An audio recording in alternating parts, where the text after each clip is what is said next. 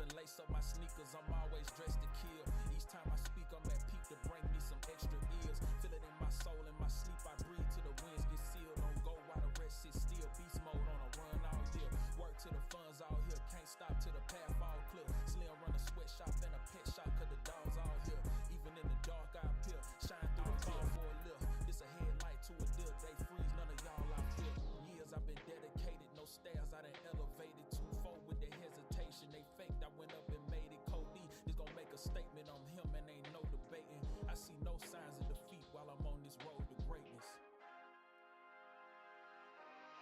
Many that tried, I'm unshakable, they can't break me down. Still on location, no waiting, they gotta chase me down. One in the hit, ain't no safety, cause I can't play around. That's how I get, I was built for it. All ready for war, locked and loaded, they know that I've been the all ready for war. This weight I shoulder, they do never make me all ready for war. Ready whenever, wherever, cause I'm a all ready for Slim play for the keep, I ain't got a goal, I ain't finna reach everything, golf range to the tee. I done work hard, now for the free 10 cent the squad, now I gotta eat, beat like a doze. I ain't got a key, still dropping flows like I got a hole in the ceiling, stepping on them every week in the middle of January, bringing heat. Nah, I ain't finna sleep, and I had hard for I had a beat. Odds had to stay steep, turned to a goat from a black sheep. Writing notes in the back seat, burn holes in the black tee. Now I'm breaking molds with a big bowl, winning pat homes with the canned cheese. But they never can pass me. I'm the best if you ask me, and progress is the last me. It's a long way to the top, but the top won't wait till you drop, and it's all one way. Taking off to the runway, touchdown on a Sunday. Many that tried, I'm unshakable, they can't break me down. Still on location, no waiting, they gotta chase me down. One in the hit, ain't no safety, cause I can't play around. That's how I get, I was built for it. All ready for war. All ready for war. All ready for war. All ready for war.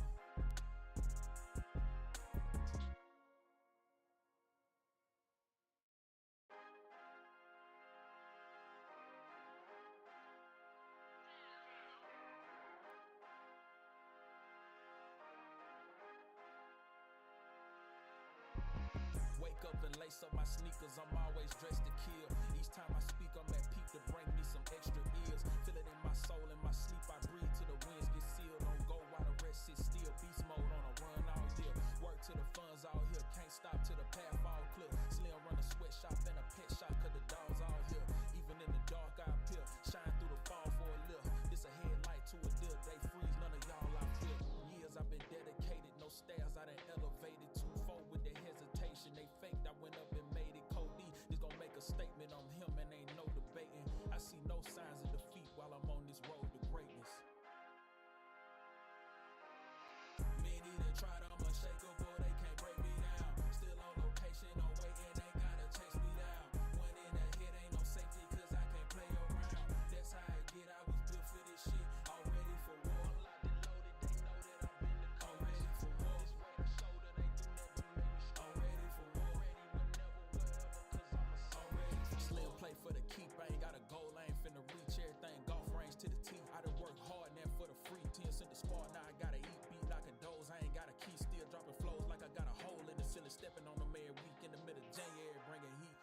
Nah, I ain't finna sleep, and I had hard for I had a beat. Odds had to stay steep, turned to a goat from a black sheep. Writing notes in the back seat, burn holes in the black tee. Now I'm breaking molds with a big bowl, winning pat homes with the canned cheese. But they never can pass me. I'm the best if you ask me, and progress is the last me. It's a long way to the top, but the top won't wait till you drop, and it's all one way. Taking off to the runway, touchdown on a Sunday. Many that tried, I'm unshakable, they can't break me down. Still on location, no waiting, they gotta chase me down.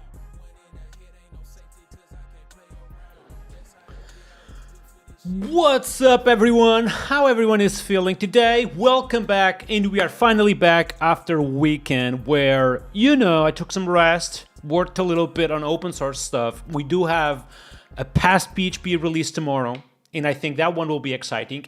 Anyways, I missed you a bunch, guys. How everyone is feeling today? Jean-Pierre, how you doing? Jigal Sanders, nice to see you as well. Yes, today we are talking about Povillas. Like, I literally have a bunch of videos, but also, like, I want to see which ones you guys want me to react today. I think it'll be super fun.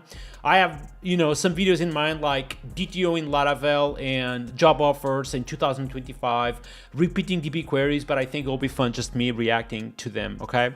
Yeah, we have a release tomorrow of Pest PHP, and I think it'll be super fun. Even, how you doing? Nice to see you, man.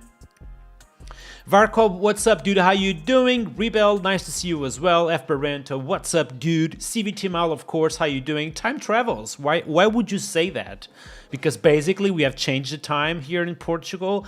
I think I'm starting the live stream, you know, a little bit early today for some of you, because actually the time does change in Portugal. You know what I mean? So I don't know what time is it right now for you all, but it should be like either 1 hour before or one hour later, basically.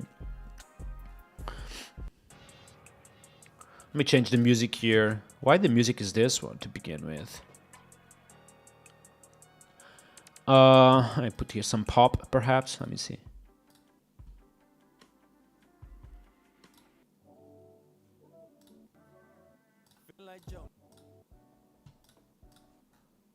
What's happening today on Epidemic Sound? Kind of weird.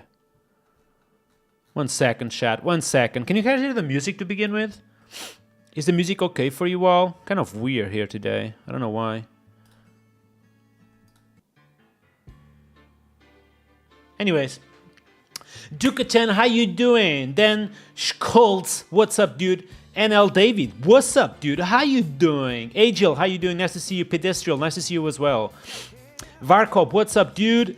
Erdi Idikan, how you doing? Dennis is saying it's 9 p.m. for me. Okay. Here is literally 9 p.m. at the moment, as usual. I may have to change a little bit and update the Twitch scheduling. I need to check that. What's new in the Pest PHP release? Alright, I'm gonna tell you, but don't tell anyone, because hopefully I was thinking about doing like the tweet tomorrow. We're going to have a couple of new things. One is the wildcards on Pest PHP architectural plugin. I think that will be super exciting. We have that wildcard while defining expectations with architectural plugin. We have type coverage with the -- compact option, which allows you to basically, you know, just hide all the type coverage with 100%, and we'll be basically focusing only on what matters. So we have that. And we have, what else? A bunch of, you know, modifiers for the architectural plugin as well. So it's a lot of focus on architectural plugin, but we have way more to, you know, show you tomorrow. I think it'll be fun. Tomorrow, big day for you? Why is that? Tell me. Oh, a new page in your career. Congratulations, dude. Congratulations. That's awesome. A new job, you know, new opportunity. I think you'll be doing fantastic, you know. Just sending you all the energy you need for tomorrow. Good luck, dude. Hey Jordan, how you doing? Nice to see you. Mohamed is asking, do you trust AI without reviewing the code? Of course I don't. You know, I have a bunch of bad experience with AI generating code that sucks. To be honest, I think like 99% of the code generated by AI sucks. It's kind of fine once you validate it a little bit, but most of it sucks. Oh, you're welcome, Air D. You're welcome. All right, folks, today, this is the plan, okay? You guys let me know what you think, but I'm gonna tell you what's the plan today, okay? So I'm gonna move here to some coding Safari. Here we go. So what do we have? My plan today is just react to Povillas Corp, aka Laravel Daily Videos, okay?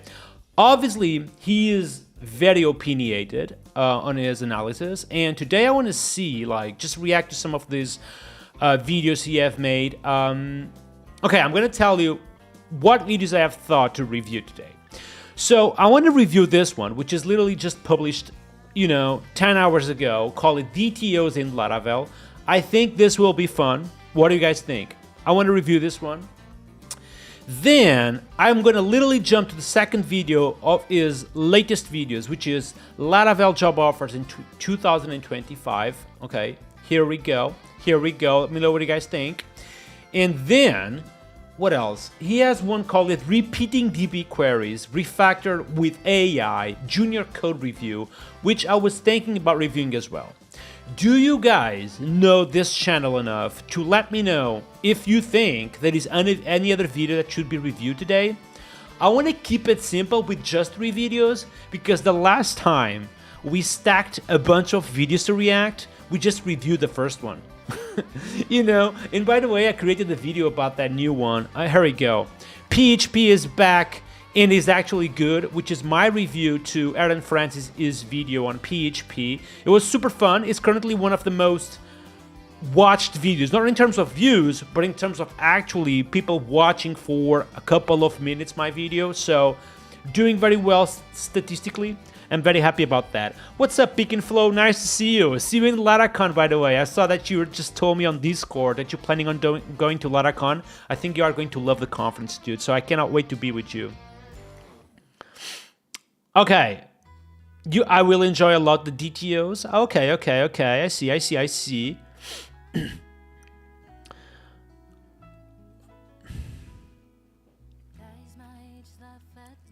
Hey Alex, nice to see you. Finally tuning on the live stream. I've been watching most of your VODs and starting implementing some of the best practices on my Laravel apps. That's awesome, dude. Well, thank you for calling, by the way, that my practices are the best practices. That's already a good thing.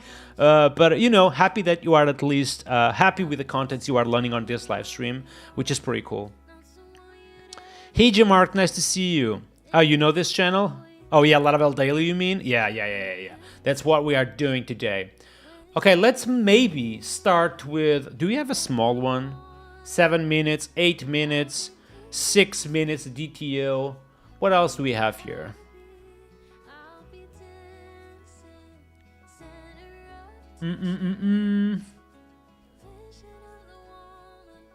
Do we start with the DTO immediately to start like, you know, hardcore, crazy good, cool? Let's just do it, like, you know, whatever. So, DTOs in Laravel, example of an order card. Now, I'm gonna tell you my opinion about Povillas. I do respect a bunch Povillas Corp, okay? We are, you know, we are not buddies, but we are friends, a little bit friends, you know? We basically meet in conferences every year, and it's always super fun to be with them. Now, you know, I also respect that his channel is super application oriented in the sense that he actually talks about the bread and butter of the real world web development, you know. He doesn't come with crap or, you know, hype content. He always comes with stuff that is interesting for people to see, especially people who are actually developing web applications. And I'm going to tell you something, not a lot of people who are producing content actually know what they are talking about because they don't actually build applications. So that's an important thing, okay? That's an important thing. I'm gonna teach you something, not teach you, but tell you something about content creation, which is very important. If you are following someone else's advices, make sure that person actually ships applications, okay? That's a very important thing because sometimes you are following people who are content creators full-time, and you know, it may actually happen that they don't actually know what they are saying. They are just, you know, they read something outside. They don't have experience with the thing, and they may actually recommend you, you know, they may actually recommend you stuff which in real world may not actually be applied. Okay, so in my, you know, to kind of defend myself, I do actually ship applications to production. Cloud is one example, but I've worked in different applications in the past, like Laravel Forge, or, you know, Laravel Vapor as well, and others in the past, which are actually applications who are in production. So I do know the pain, and I can teach you what I have learned during my career, okay? At least I do have experience actually implementing things. And of course, I do have all my open source work currently around, you know, exactly. Pest PHP, I know Pint, Pinkery. Pinkery is fully open source as well as an application in production. So, you know, at least I do have that experience, which is pretty cool. Rika Sopinha, how you doing? Nice to see you. I think they have some videos about Eloquent. Anyways, let's get started, folks. I'm excited about this today. Let's turn off the music, of course.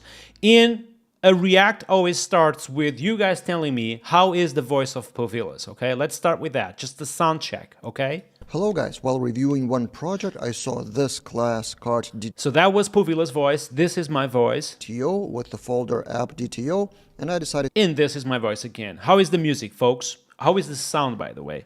Oh, the sound is okay, perfect. All good? All right, let's get started. DTOs in Laravel, example of a order cart. Okay, let's talk a little bit about what is a DTO in case you don't know. A DTO is basically a class which encapsulates state. Okay, it's a class who encapsulates state. Obviously in PHP we have this array type, which we can use indeed to also encapsulate state. However, it's kind of complicated to type an array. You can use array shapes with PHP stand. However, probably won't give you the same flexibility as a regular class does. So effectively, you can encapsulate state like the items in the cart, the discount code used, what is the order ID on this particular DTO, which effectively computes the state of that operation. Now, about DTOs still, what do I want to say about DTOs? Yeah, about DTOs. Oh, there is a very important thing about classes in general in PHP, which is you don't copy in memory. Probably you guys don't care about this, but effectively, every single time you are moving arrays between methods in PHP, you are copying that stuff on memory. Same goes to strings or integers, okay?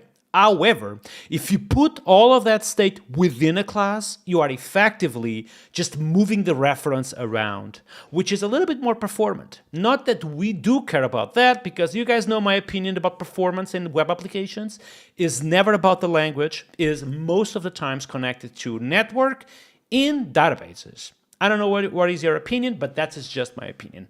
That being said, let's put this on full screen and get started. You guys excited about this? I am super excited. So that being said, let's just go.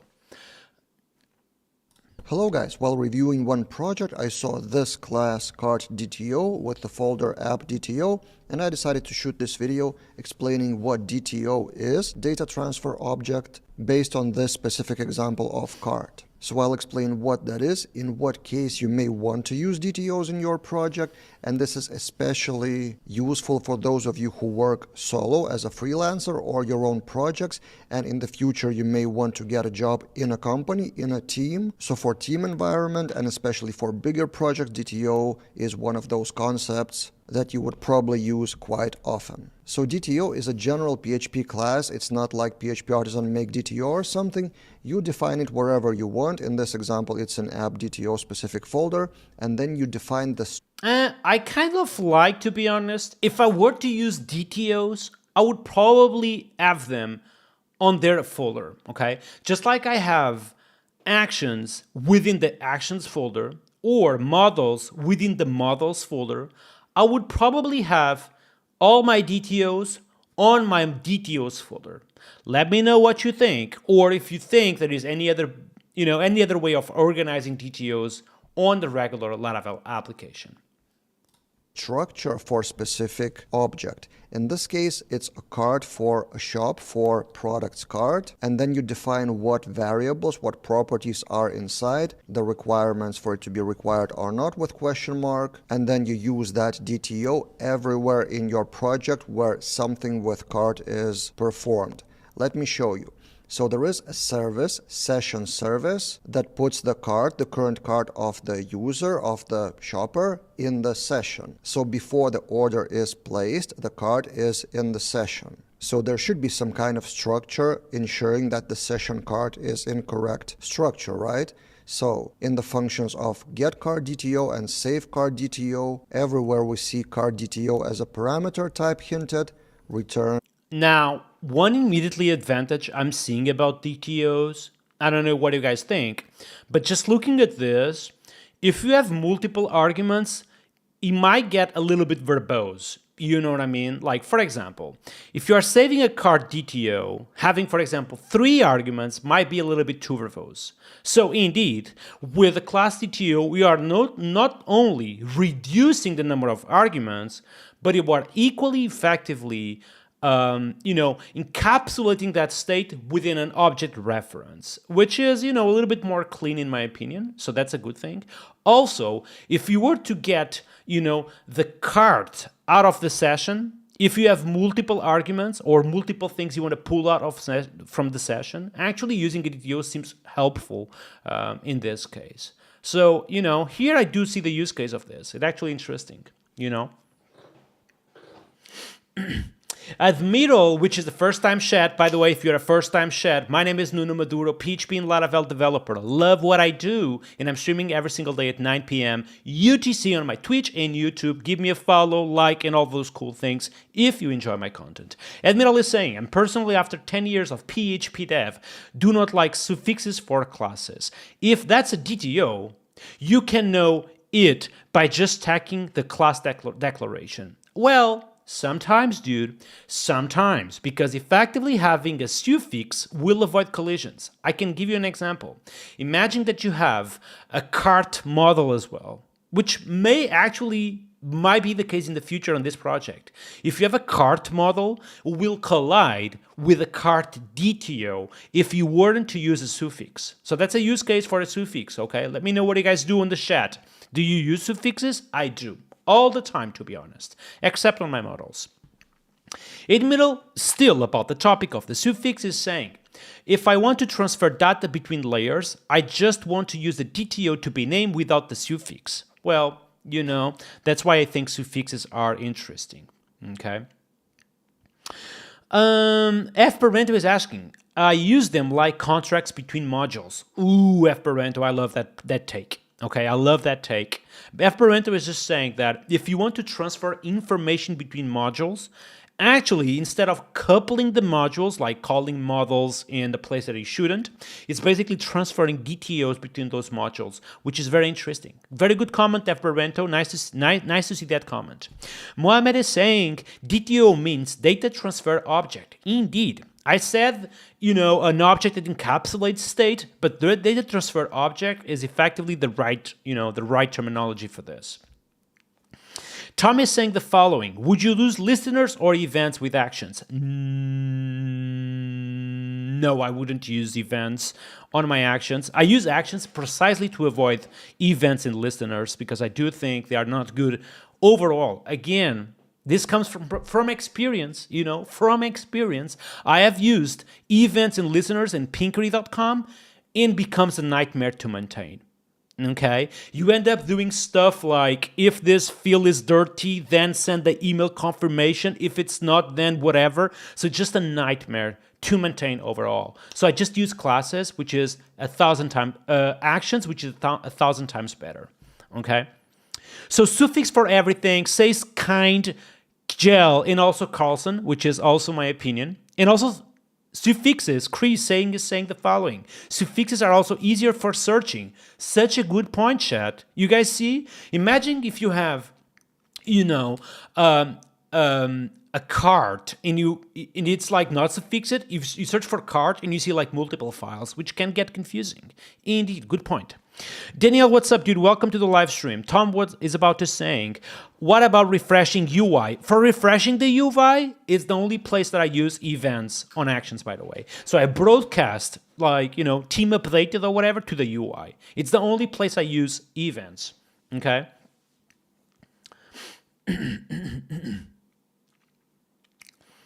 RD is saying, I'm definitely with Admiral, however, using aliases can make an inconsistency between classes. Yeah, if you don't use suffixes, you will end up using aliases, which my opinion just becomes, you know, a little bit overwhelming. That is just my opinion, chat. Just my opinion. Admiral is saying, also when you code the DDD paradigm, most of the time you should be focused scoped on domain. We don't do DD, well, I don't do DDD with Laravel, okay? You know, you can say whatever you want. In my opinion, if you use Laravel, just stick with the conventions that Laravel brings to you, okay? The same folder structure, the same conventions, just embrace the magic. And I feel like if you are using something like DDD, you will be, you know, kind of forced to not embrace the magic that Laravel gives you. And then, you know, why you are using Laravel to begin with. Yeah, it's just my opinion, okay? Roberto99 is saying the following. And then there is neat creator who says suffixes are useless. You know, everyone has its own opinion. Maybe, you know, maybe the neat creator actually also does web applications. And for him, suffixes are useless, which is also fine as an opinion. We need to respect everyone's opinions. You guys need to remember that, all right?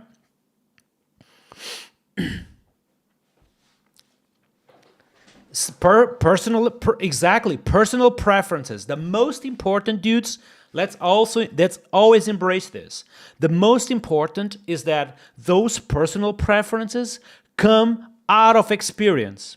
Okay? That's the most important thing.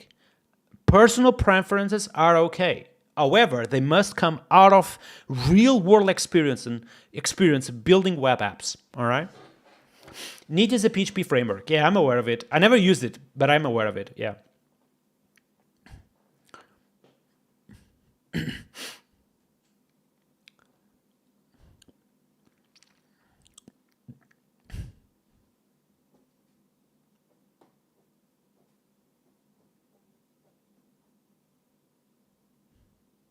Exactly. Oh, that's a very important thing. By the way, Yoshi in YouTube just said something.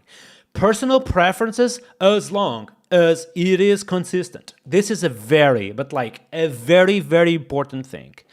The most annoying thing in the planet is that you jump into an existing application and you see a bunch of different preferences, someone using DTOs with suffixes, another guy using DTOs without suffixes, and someone else using value objects, and it just becomes a nightmare, you know what I mean?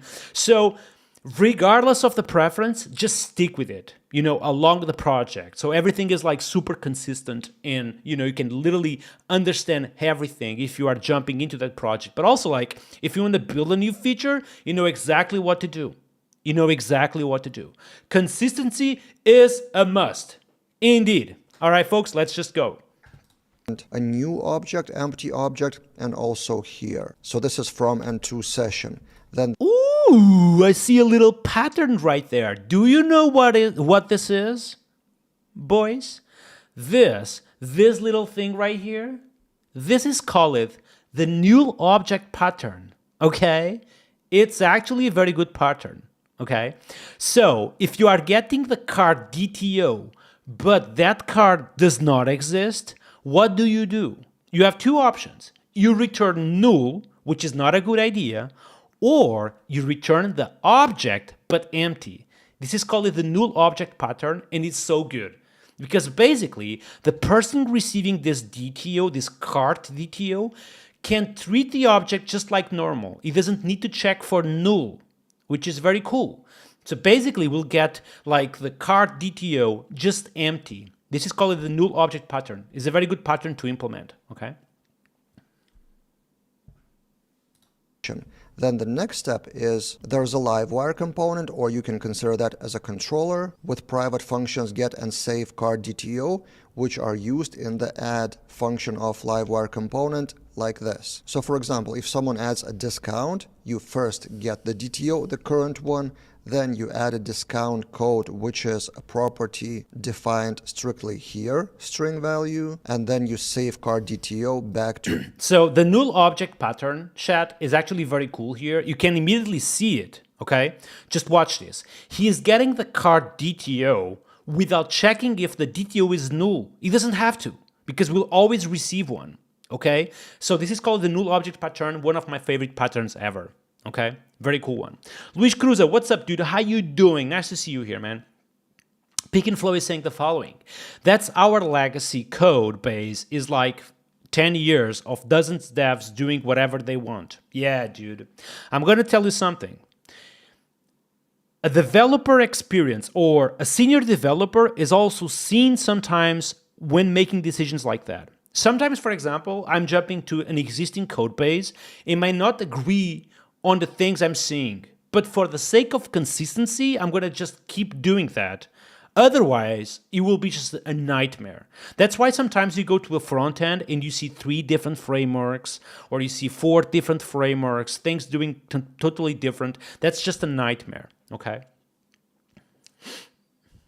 Pig and Foy is saying the following. Wouldn't dependency injection, the class, do the same as... I'm a little bit confusing your question, Pig and Flow. Can you rephrase it, please? Widely Slayer is saying the following. I like to keep DTOs as much as possible, as read-only as possible. That's a good one. That's a good one. Slayer is saying a very important thing, keeping the DTOs read-only. So what people can do, this is actually a very good point. Let's move here. Let's move here. There's actually a problem that I'm seeing already on this DTO, is that if you access these properties like this, let's actually copy this because I'm actually seeing that problem as well. Can you guys see my screen? Can you guys see my screen? I guess you can, right? So that's actually a problem that I'm seeing on that DTO. So if I were to implement my DTO, I would do the following. I will do the following. I would just create like a folder, call it DTOs. Okay, just like that. And let's just basically do whatever that guy was doing. I think he was calling this cart DTO. Was that the name? Cart DTO, exactly. Cart DTO.php. Let's just do that. I'm gonna tell you one thing I probably would do. Okay, I would of course declare strict types on top. You guys know me, big fan of declare strict types in every single class I have in my project. Okay, then I would go all the way down, namespace. I'm not quite sure if I would call this DTOs, but you know, doesn't sound bad either. So let's just do it. Okay, then my DTO would definitely be a read-only class. Okay, I would definitely make this class read-only. So it becomes immutable. It doesn't change. It doesn't change. You can send this DTO across your project. That would never change, which is a very good thing to have, immutability in all your objects. Okay, then I would probably do the following. I would do this way, but I would have probably something like setters, but those setters will behave a little bit different from what you may expect. Okay, I would probably do something like this. I would go all the way down. Let's just close this, and instead of having something like public function set cart ID, I would do this a little bit differently. I would do like this: public function with cart ID, and instead of returning the same object mutated, I would return a new object. So I would literally do this. This will return a new self with existing user, with existing items, but with a different card ID. So this ensures immutability, and you know, it's kind of a good thing to have. I'm gonna also explain you like, yeah, I would do this. I would definitely do this. So this way the class can be read-only, immutable, and at the same time, every time I'm mutating the object, I would return a new one, which is a very good thing to have.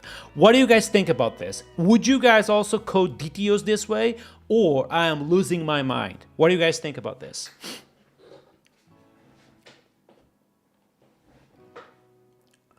Yeah, mixing front-end frameworks is even worse than using jQuery. You know what I mean? Like the worst, like there is only one thing worse than using jQuery is using jQuery in another framework in the same project. That's like literally the worst outcome possible. Okay.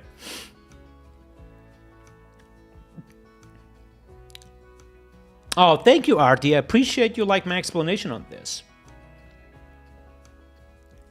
But yeah, I probably would do something like this, ensuring immutability. What else I would do? Of course, use property promotion. Okay, property promotion, PHP. I would also type, these items. Okay, I would come here and probably would do something like this. This item needs to have, an integer as key, but equally needs to have, for example, a string on the value, just to have it really, the array shape of my items. That's probably what I would do as well. Yes, every single width, by the way, I didn't complete it, but every single width would always return a new object. That's the way I would solve this problem. Okay, so even if you want to just increment one item, okay, you can have some nice goodies. You can have something like this. Add item, for example. This would never mutate the existing object, would literally just create a new object with that value added on top of it. You can make this really sexy. Don't tell this anyone, but you can make this really sexy just by coming here and doing something like this. Oh yeah, oh yeah. This is called Splat or whatever this is called, but it's insanely sexy. What do you guys think about this? It is sexy, right? Come on, write it on the chat. What do you guys think about this? This is sexy, right? Purgy3 is asking, why would you create a new object if you can just literally just modify an existing one? Well, I can tell you one of the reasons why I would never do that. For example, if you are sending, let's say you want to, let me think. Well, let's say you want to, for example, send Yeah, save the DTO, okay? Well, do I want to do that? Yes, I want to do that. I'm going to explain you why I would never do this. So basically imagine that you have two cards, okay? You want to compare cards, basically, okay? And you receive, let's actually make a function. Function compare cards, okay? And you receive two cards, and finally you are going to compare them, okay? As a user, how would you use this? Basically, you would create one card, and the regular developer would think, well, I can just reuse this card, but with a different user ID. Okay, like user ID equals to, user 2, for example. And then you would do like this, card 1, card 2, and then the card 2 will have the user ID 2. Oh my god, I'm so rusty today. How would we do this? Yeah, like this. Oh my god. Yeah, I want to do it. One second.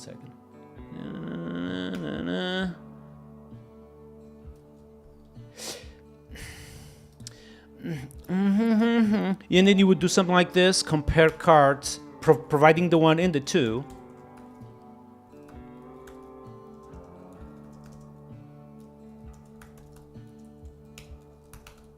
Here we go. Finally managed to find an example, okay? So typically, the regular user would think that this little thing right here would just literally have a totally different card. However, by doing something like this, you are effectively not mutating the card 2, but equally mutating the card 1. This 2 now will be the same effectively, the same user ID.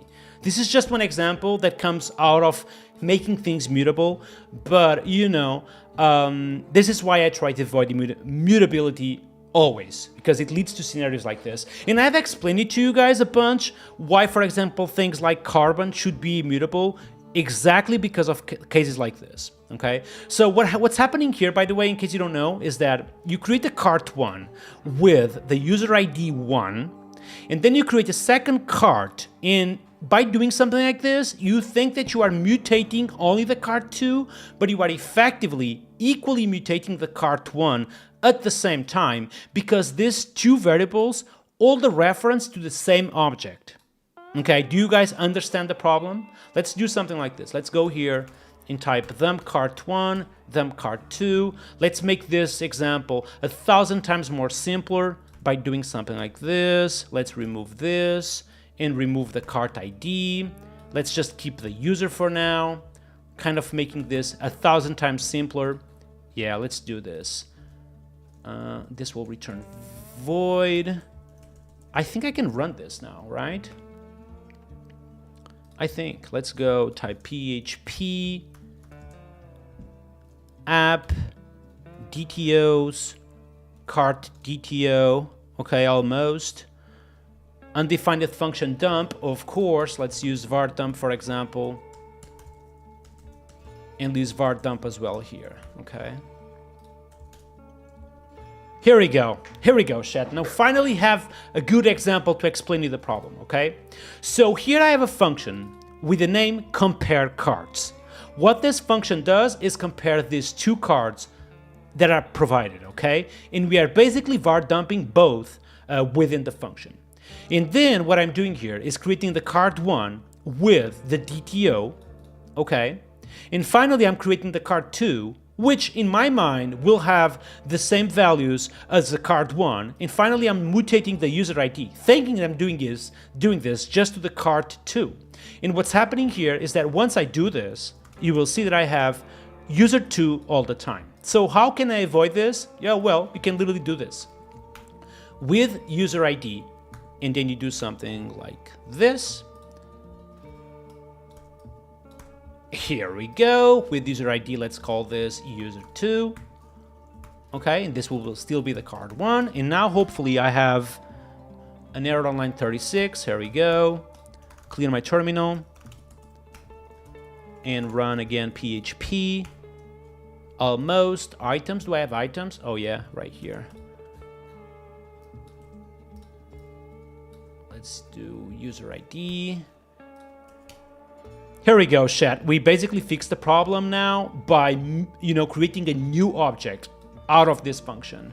So we no longer mutate the cart one, which is pretty cool. But again, this is the same problem as carbon dates in Laravel. Okay, carbon dates is actually even more clear for us because you think that you are adding days, but effectively you are mutating the previous date, which is 1,000 times worse. Well, exactly. If you make the class read-only, that's kind of the cool thing about making something read-only. If you do something like this, you can no longer, like even if you wanted to, if you try to do something like this, for example, this will fail.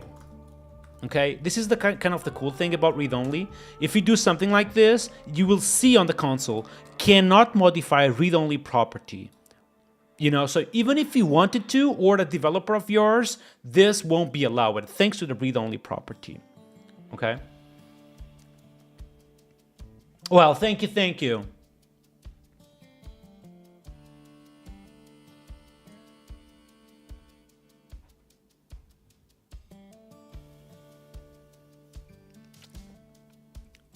Well, I hope the explanation was a little bit clear. It was kind of confusing, but I hope the explanation was kind of good. Let me know what you think.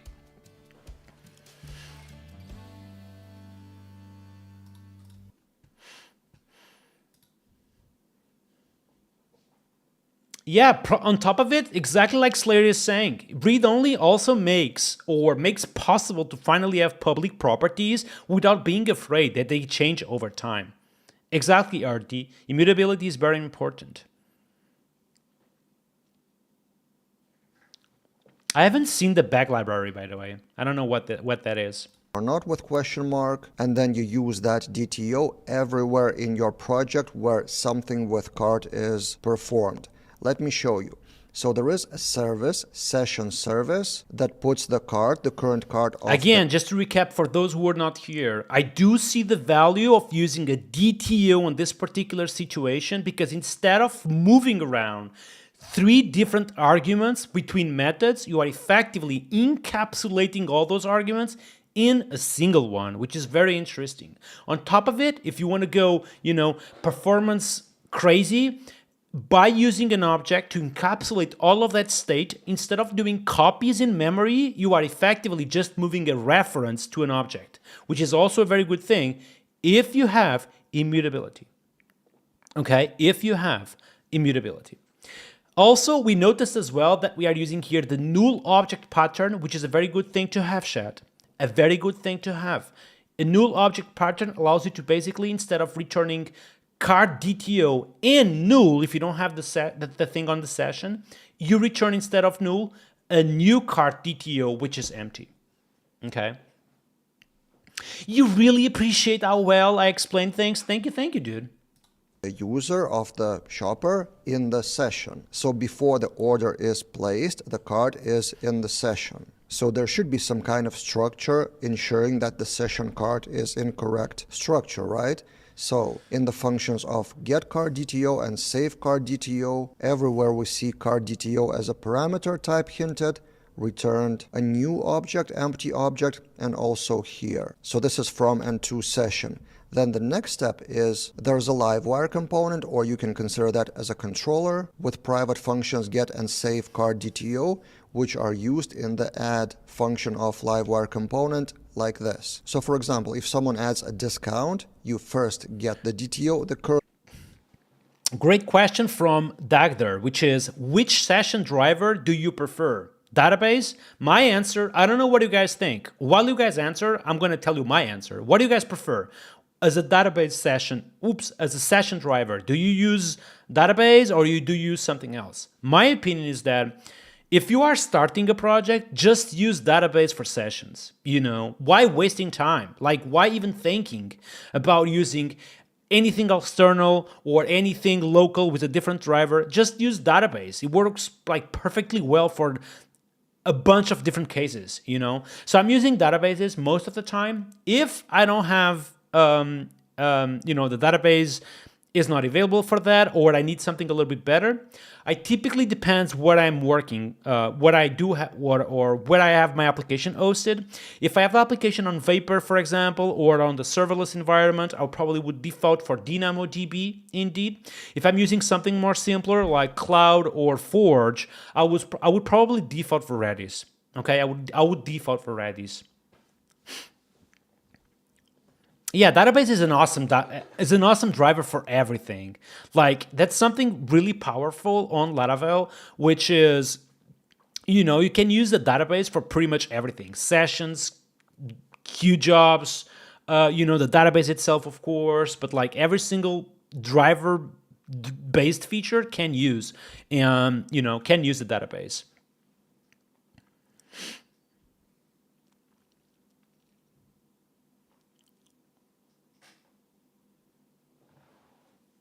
Session in files, I don't know, man. Session in files, I don't understand why I would use the IO for sessions if I can just use the database. You know what I mean? Plus, if you use the IO, you probably will run into a bunch of different problems once you have more than one web server. You know what I mean? Because the IO is not persisted between web servers. So I would always default for databases, basically. Exactly, across machines, the files won't work. So we just arrived, Nuno Maduro here today, just doing another live stream as usual on my Twitch and YouTube. If you are enjoying the content today, just leave a like and follow all those cool things. And yeah, today we are reacting to Povillas, his YouTube video, and it's like already 46 minutes in and we have moved 2 minutes on the video. It's insane. Why always this happens? Like why every time we react to something, we are moving so slow reacting to the video. And that's basically a problem that I think I have, which is I cannot pay attention to a long period of time to something, like either that be reading or just watching a video. I cannot simply watch that for many time. Basically, I get distracted. That's the thing, I get distracted. So we talked about multiple things like DTOs being immutable. Where do we place DTOs? Should we suffix DTOs? We did everything except react to the video. Great discussion. That's why, yeah, man. You guys are also awesome. Always interact here on the chat, which is one of my favorite things. Exactly. We can talk over a little bit even. I do agree with you. Exactly. Imagine nothing to talk about. That would be so boring, right? One, then you add a discount code, which is a property defined strictly here, string value, and then you safeguard DTO back to the session. And then finally, from session to the database, there's order service with refresh order function. And in here we get card DTO items for each. I don't know about you guys, but I kind of hate when codes start being like this with a bunch of array diffs, array intersects, and for each whatever, then just mutate the current array with a different key and change the value. I don't know what you guys think. When I see code becoming like this, that triggers something in my brain and I just have to refactor this to collections or make my best to make it simple. Do you guys see some of this code sometimes? You miss Laracon India? I'm sorry, dude. Yeah, collections are really helpful. Let me just remove all this. Or maps or rejects. You can pretty much just chain whatever functions you can do, and I think becomes a little bit more readable. Okay, becomes more readable than using, procedural or whatever this is called, PHP, which kind of becomes, kind of confusing, I think.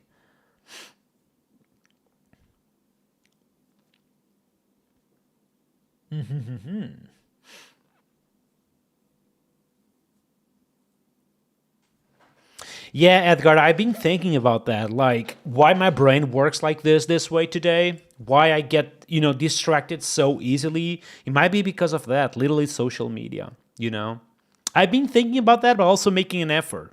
I'm literally, for example, every time I go to the gym, I don't take my phone, I don't take my phone. The stream is getting bad. Please Don't tell me that. Please don't tell me that my stream is becoming bad, dude. Please, please, please, please. Oh my god. Oh my god. Okay, at least for Yoshi, the stream sounds fine. Okay. Tell me on the chat, is the stream okay? Please say yes. If no, says no. Twitch chat is like literally stopped at the moment, so I'm wondering if it just, you know, broken or whatever.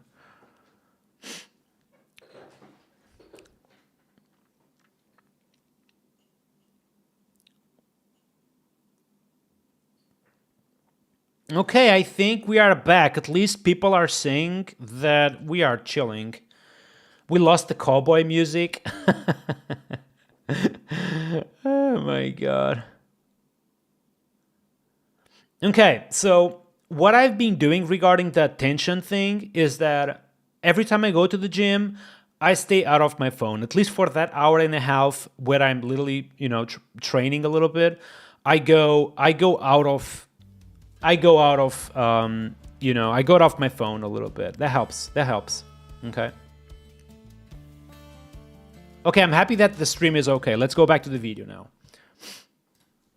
Then save into the database with db transaction. And again, the parameter of that refresh order function is card DTO type hinted with the type. So all that is done to ensure that this specific structure is passed everywhere in your project, in the session, in the livewire component, and in the database. The alternative to DTOs is just an array. For example, the card would be array, and then for example here, instead of this get card DTO, you get session get array, then put some key in that array, like it would be card discount code or something. But then which part of the application would ensure that this key is correct, that there isn't any typo, like for example underscore. We talked about this today. We talked about this. Literally, DTOs kind of ensure type safety.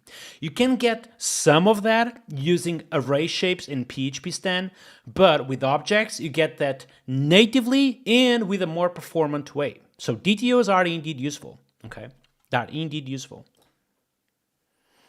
Somewhere by another developer in the future. So arrays don't have any validation layer in them. And that's why I emphasized in the beginning of this video that this is for teams and for bigger projects, because you write the code, for example, for that cart and shop for others to use in the future. That others may be yourself too. In 3 to 6 months, you will totally forget that code piece. But generally, this is kind of another layer of validation against any developer in the future, intentionally or unintentionally making a mistake in this data structure. So for example, if in the future someone makes this typo and then moves on with the code, see underlined immediately. Yeah, with array shapes, you would also get that. But yeah, I do get the point.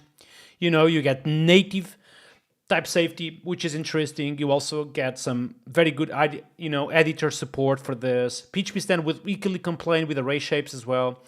But, I get the point. Warning by PHP Storm, property not found in card DTO. If you have array here, for example, and put this as a typo, no one would even notice.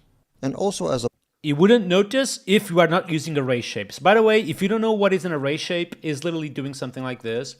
If you have, I'm not advising you to use this, by the way. I still think you should use a regular object for this kind of situations. But if you were doing something like this, you can effectively type this to specify the array shape of this object, okay? And PHP Stan, well, at least the editor should complain. I hope it does. Let me see. It does complain. Here we go. You get, oh, you don't? 1 second. Entry. Oh, you do have. Here we go. PHP Stan, offset, whatever, does not exist within. What's happening with the live stream today? Jesus Christ. It's so annoying. bonus, you get ID auto. Lag on Twitch. Okay, that is definitely a problem. I think I'm gonna literally just change the settings of my live stream, which is so annoying. I've been thinking about like changing the video bit rate, so which is currently sits on top of almost 5,000, and I think I need to change this bitrate a little bit lower. I'm streaming from Portugal, but I do have internet connection, which is a good one. But I think I need to change the video bitrate, so if my internet connections goes, you know, a little bit lower, my live stream would just adapt a little bit. Yeah, I'm gonna make sure I will fix this for the next live stream. Okay, I'm gonna fix this for the next live stream. I promise you all.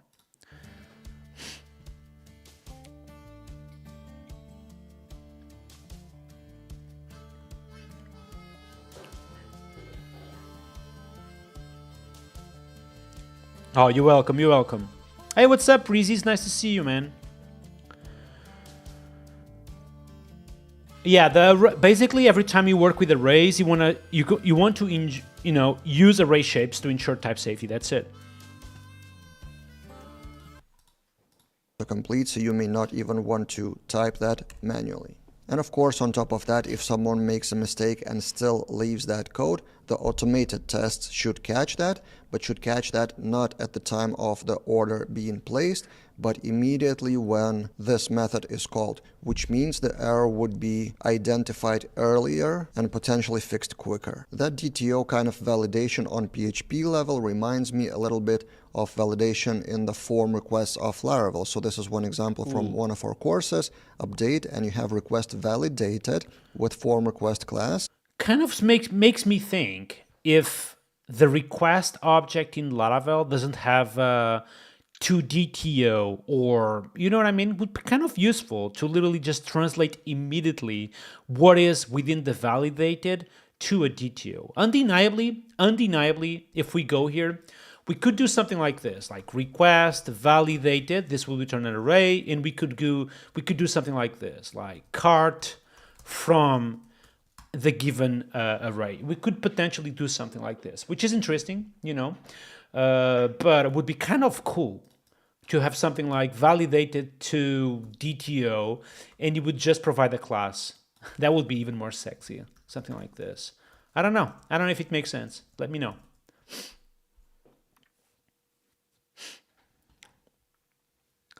You are doing a SAS with my starter kit in vibe coding? Well, with my starter kit is actually okay. Doing a SAS with vibe coding, make sure you validate the code. Don't forget that, all right? Do not forget that.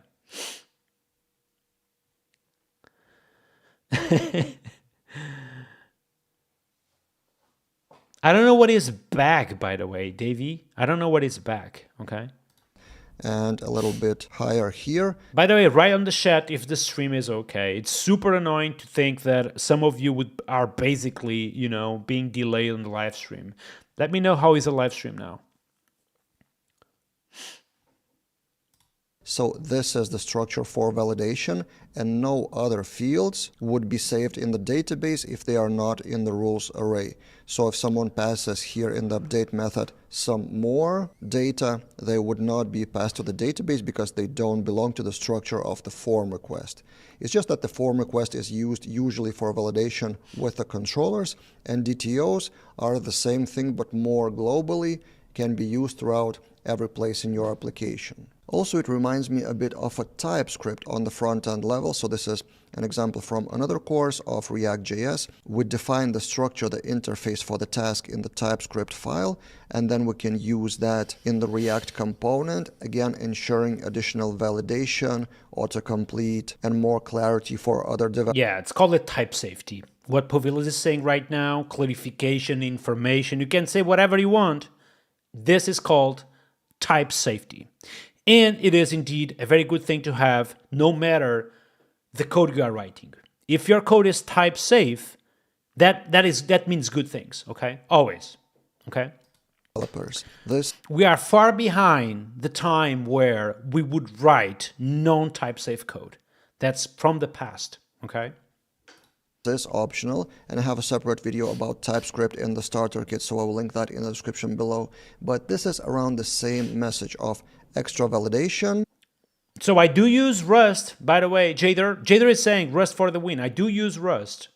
However, realistically, as a guy who have done Rust, I've done a bunch of different languages. Realistically, Rust for web development is totally overkill. Okay, Rust for web development is totally overkill. All right.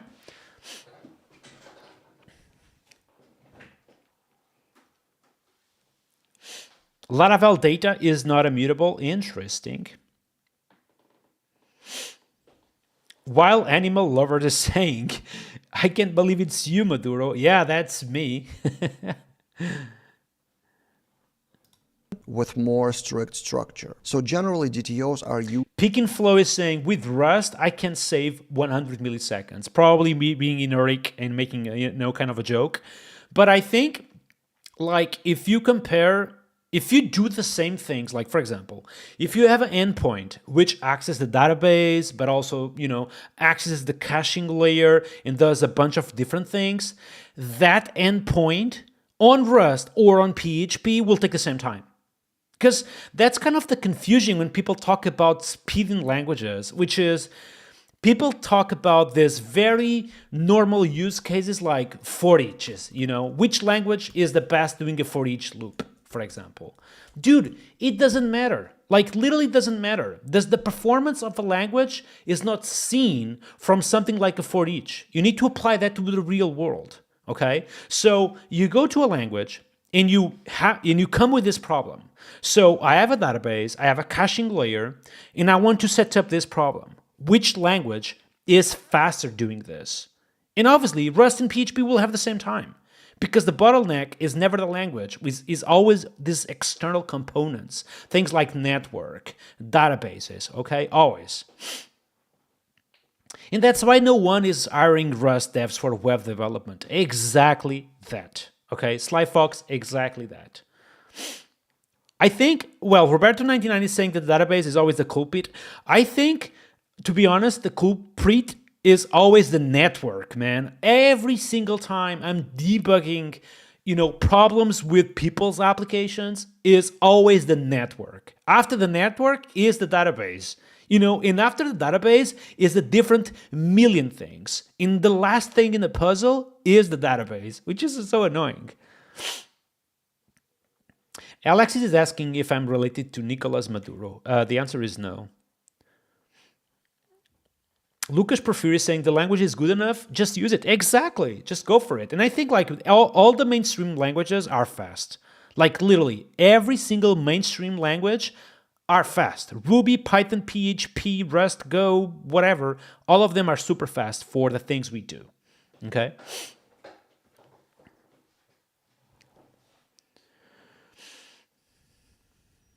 That's why you don't like benchmarks. Exactly. Same thing. The benchmarks are just a waste of time. Exactly.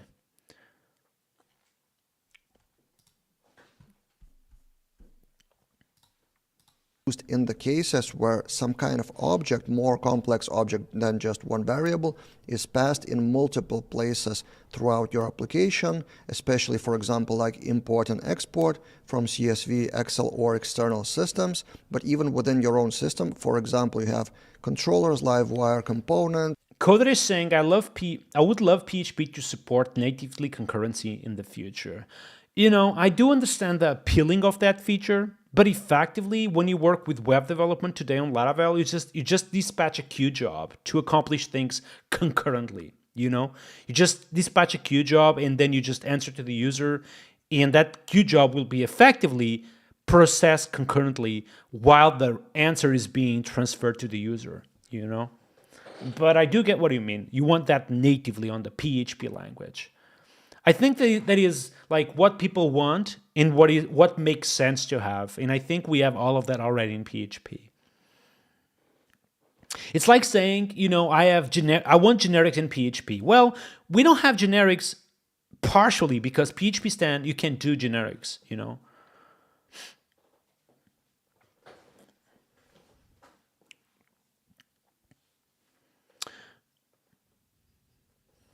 Besides multi-line short closures.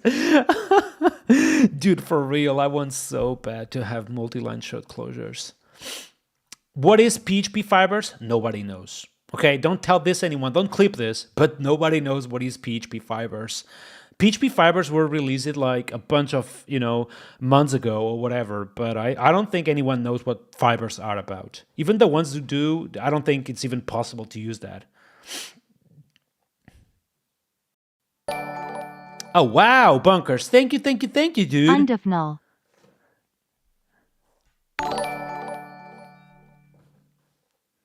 Mode 2 underscore.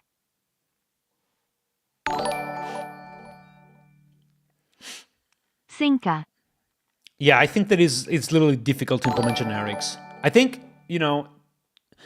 Ahmed Sans. generics are a complex problem. Like, people see generics in some way that they think the most simple Michael use Scott, cases. 245. Bunkers, by the way, thank you so much for your support on Twitch. I really appreciate, you support my work financially. It's really important, so thank you so much.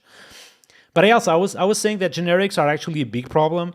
That's why in Go, for example, you see generics partially being implemented. So, I'm used to TypeScript, or Rust, for example. So I do know what is actually, a very good type system doing generics. And I was trying to do the same thing while doing Go, and I noticed immediately that it's like partially implemented generics on Go. So obviously it's not a easy thing to do. Bunkers, I really appreciate, man. Thank you. You deserve it. Thank you, dude. I'm amazing. Thank you, dude. Thank you. Then data in the session, then data in the database, and so on. So this is a very good case for data transfer objects, or sometimes they're also called value objects. So on our Laravel Daily, we also have a tutorial, premium tutorial, but I will still link that in the description below about value and data transfer objects. Yeah, there is indeed this misconception between data transfer objects and value objects.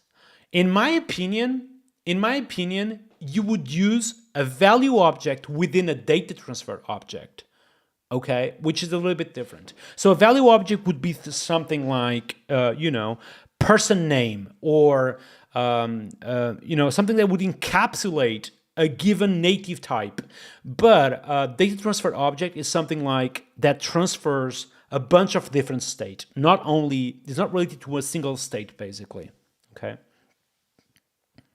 So, for example, money would be a value object because it encapsulates an amount of money, Or, for example, person age would encapsulate the rules about a given age, for example. Nobody can be -1 in terms of age, so that will be a value object, age, But, for example, a data transfer object would be this multiple information about the person, which you are about to change on the system.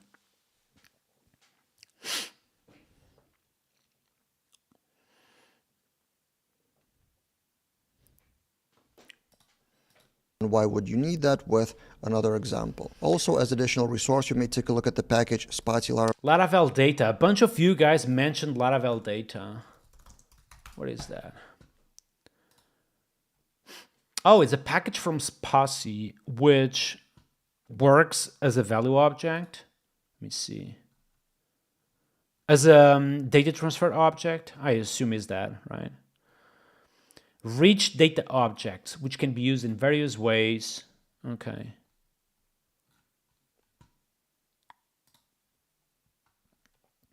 Can you create them from an array? Well, this is kind of cool because you can literally do cart from and then give request validated, which is exactly what we talked about. Interesting. I need to give this a try for sure. Okay. All right, Shad. That was an awesome review. First video today, which was 6 minutes, but we took an hour to review this video. So let's clap for Povillas on DTOs in Laravel, example of another card. We need more people like Povillas in the community. He's doing a fantastic job. He's a legend on the YouTube space. So congratulations, Povillas, for this video. We are going to review another one from Povillas now. Yes, clap for Povillas. Let's do another one today, all right? So this was called DTOs in Laravel. Now we have to choose, okay, Shad? We do have to choose, so I need you guys, okay? I need you guys. By the way, Nun Costa, I promise you that the next live stream it won't freeze, okay? I'm going to basically adjust the bitrate and kind of pray that that will basically fix the Twitch freeze. Hopefully it will, okay? Now we have two videos, chat. Two videos to review now. We have this one called Laravel job offers in 2025. And we have repeating DB queries, refactored with AI with a junior code review. Which one you guys want to see? Write on the chat, Laravel job offers, or write repeating DB queries.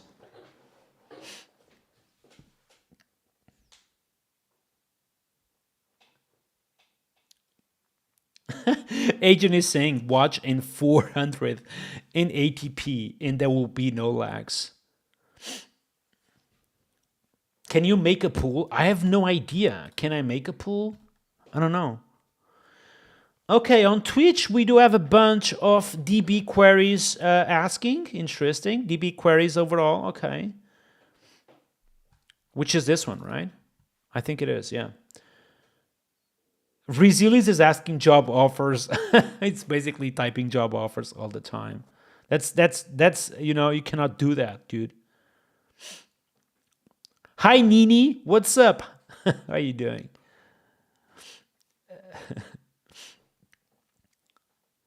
Okay, let's do the DB queries, folks. I think, you know, pretty much everyone asked for that one, so let's do the DB queries, okay? So this video is called Repeating DB Queries, Refactoring with AI, exclamation point. If you don't know, if you watch my YouTube videos, basically, there is sometimes when we are writing a YouTube video, we always make sure to include the current keywords on the market. One of them is AI. Okay, everyone is searching for the AI topic. So if you put AI on the title of the video, it's kind of likely to have more views because of that. Also, junior is like a very special keyword. If you have the junior on the title, people love that. Basically, everyone is asking for junior advices. So another keyword to have in your YouTube title. And obviously, code review is a very sexy one as well. Refactor, of course. So this video is actually a very good YouTube title to begin with, before even the content. Okay, but let's see the content. Let's go.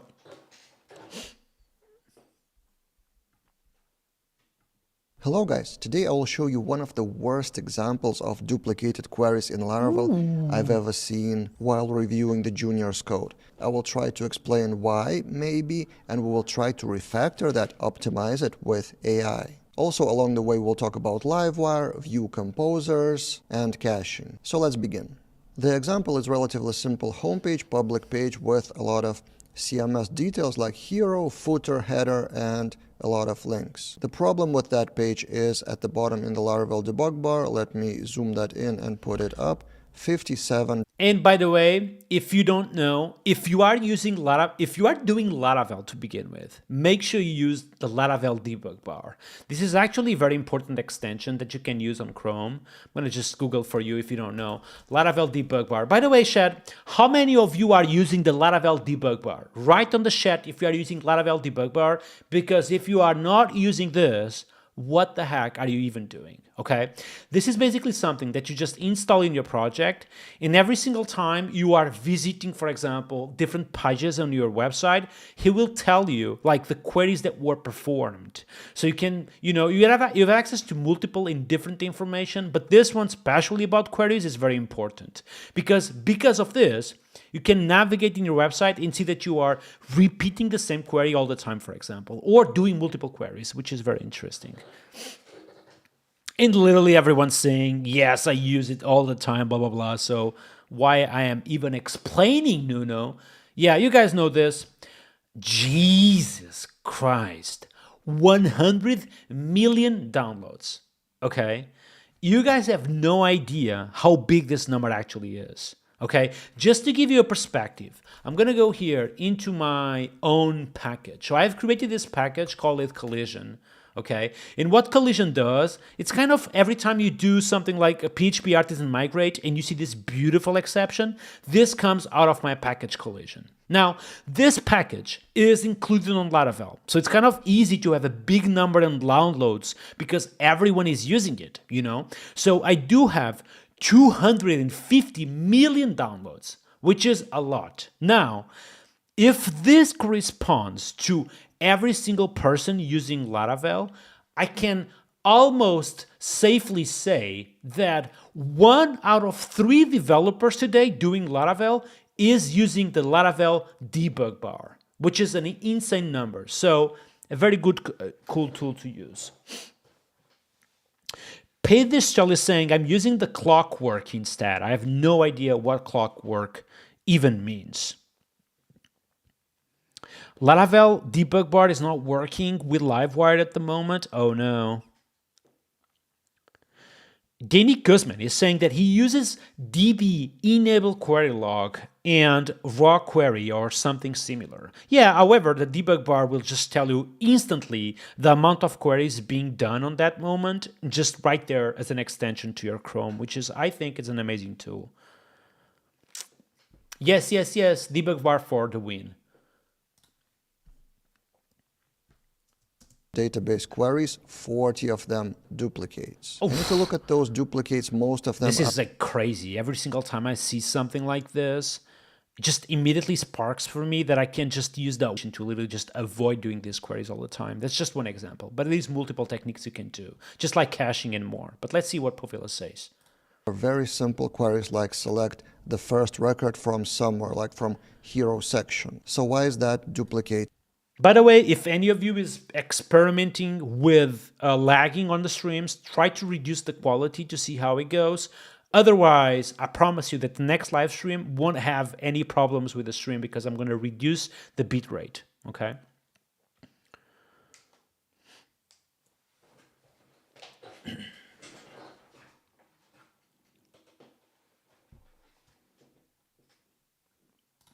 Let's take a look at the code. So here's the code I was asked to review. The home page, public page, blade, which includes a lot of Livewire components. And if we go to guest header, for example, there are a few database queries to get the data for the home page. Like, for example, hero first or fail for hero section. But if we go to guest header here, the hero is used here. But if we go to another include of another Livewire component, we have guest hero blade file where hero is fetched again from the database and is done directly in the blade component instead of controller. Well, I'm going to just teach you. I think I'm teaching you, probably know this, but just don't do queries in your blade views. Okay? Write on the chat, roger that. Please, okay? Don't do queries in your blade views. Can we just agree on that? For God's sake. Because, I mean, there is multiple problems about that, but one of them being that this is not even testable because it's literally just output on the blade view. Okay?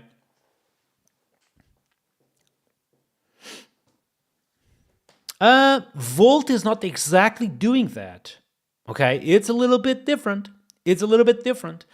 The concept around Volt is that the component and the template are in the same place. However, the component itself is still testable outside of the view. It's just like having, to be fair, a different file for your Livewire component, but effectively you see it on the same page. How do you do in WP? WP means what? WordPress? I don't use WordPress, dude. Peak and Flow is saying the following. I write all my logic in Blade and everything in one file, super fast. Well, I don't think you're telling the truth. You're just, messing with me probably.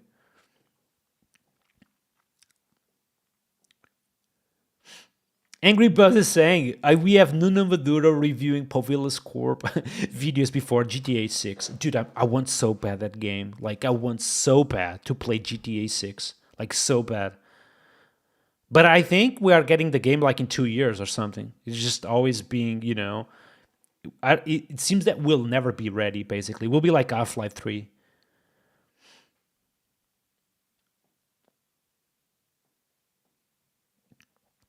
Oh, dude, that video about using Laravel seeders in production, people just jumped on me. It's literally the most commented video I have of people telling me, you don't know what what you're doing, and blah blah blah.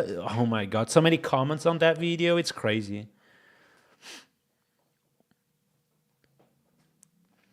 Yeah, but basically, just to clarify a little bit, doing a query within your blade view is different from doing the query within your Vault component, because effectively that will compile down, once you run Vault, that will compile down to two different files, okay?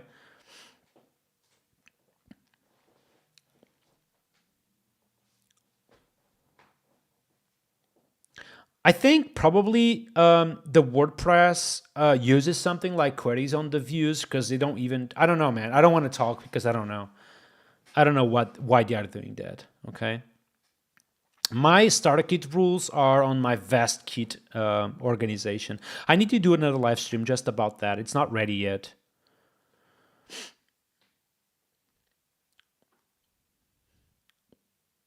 Just by the way, tomorrow we have a Pest PHP release. I'm going to just show you some of the things you can do.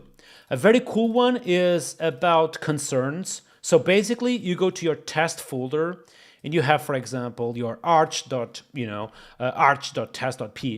and people were already doing something like this.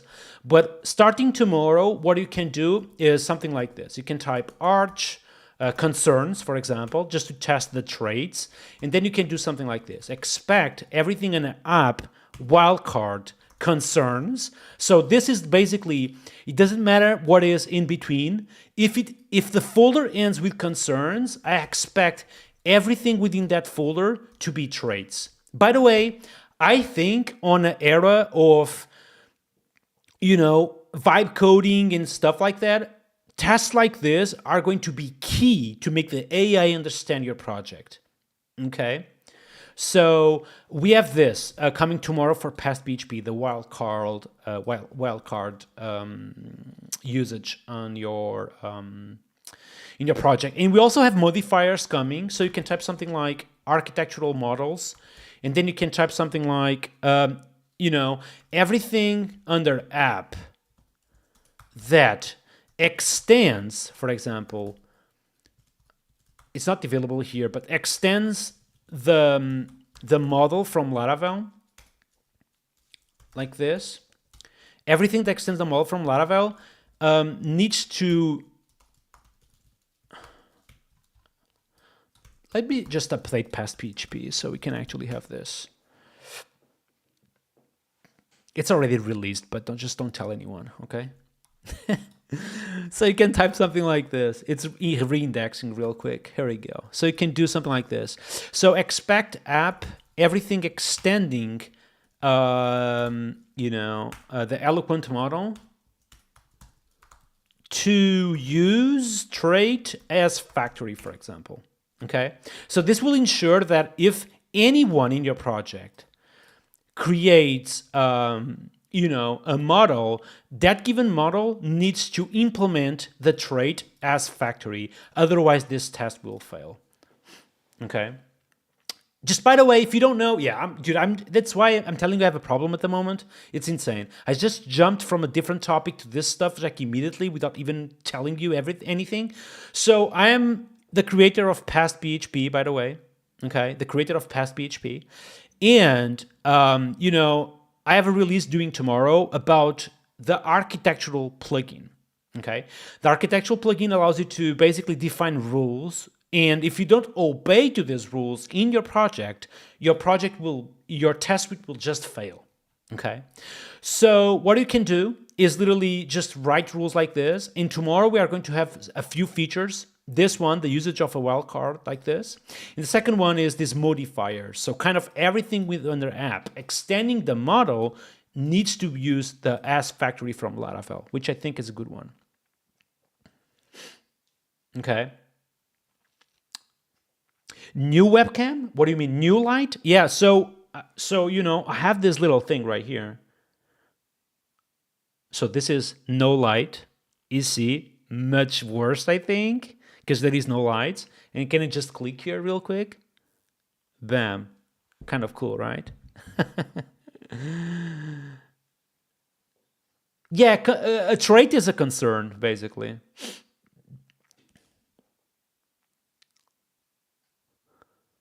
Arch is architectural testing in Pest PHP. That is one documentation. That is documentation about that. Okay.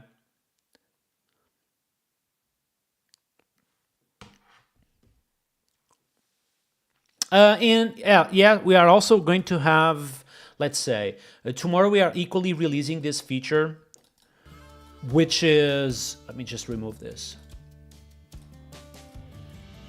Type coverage a little bit better. So let's say, for example, that, let's go here. What happens if I run type coverage here? Do I even have type coverage on this project? Let me see. Yeah, I do have 2 files only, so this will be tricky. Let's go, for example, here to the app service provider, for example. Let's declare something fully typed, for example, integer age 18, for example. So if I compile type coverage, I'm going to have still 100%, hopefully. Here we go. But if I run this with -- compact, hopefully will not even show the 100s because it doesn't make any sense. And if I run this without this type right here, I'm going to have, you know, only that one appearing on the console, as you guys can see right there. So that's coming for Pest PHP tomorrow. Okay, chat?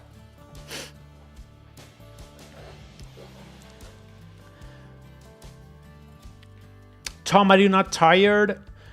Tom is asking, would you use auth user or auth user? None, dude. I would do request user, basically. Okay, I would fetch the user outside of the request, which you can do with a request class. Okay. Why PHP Storm is complaining so much about past functions? I think they need to update the plugin. I need to talk with them about that. I'm going to tell them that tomorrow. Okay. Exactly. No more grep 100. That's done.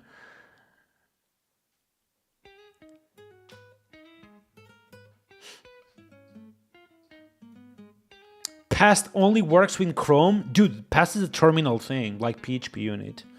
You know, so Past is literally a testing framework, which allows you to, you know, it's something that you run basically before shipping something to production that will, you know, perform several checks in your app, ensuring that your app is working good.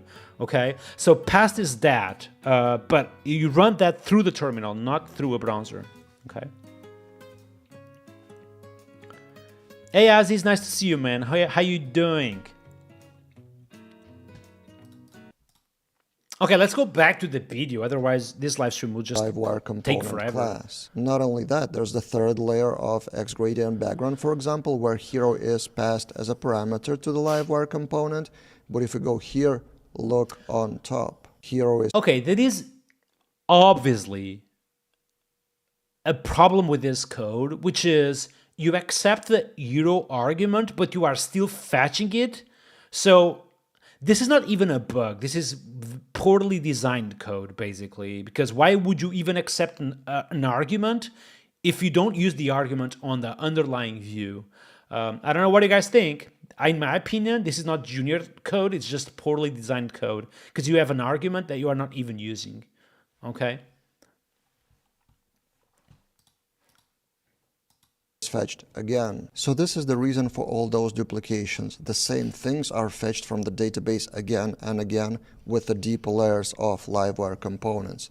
Why is that? When I was trying to justify or interpret how that developer thought, I thought like this. Maybe I'm wrong here, but maybe they were developing those pages separately as includes, getting the data exactly where they need it at that time, and only then built the full page with all the data needed, and they didn't just remove that, they just kind of forgot about it in the deep. Just by the way, when you have type-safe code using something like TypeScript, something like this would never happen because you wouldn't be able to compile your front end with non-used arguments. Again, another very cool thing about type safety, which is with TypeScript, this would never happen. Okay, literally never happened. And yeah, pretty sure, it's been a while the last time I've used Livewire and Blade in general, but, something like this on type-safe code would never happen, literally, okay?